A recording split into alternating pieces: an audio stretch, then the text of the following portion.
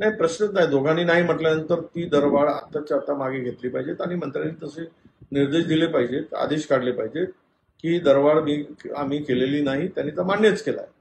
म्हणजे त्यांनी सरकार म्हणून जर दरवाढ केली नसेल तर मग करतो कोण?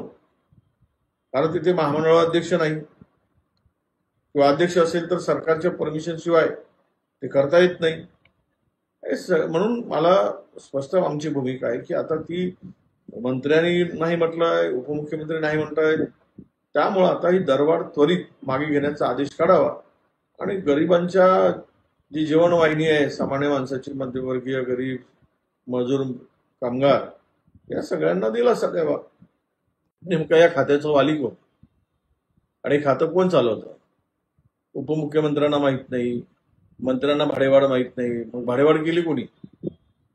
आणि काय म्हणजे मला वाटतं की ही सगळी खाती अधिकारी चालवतात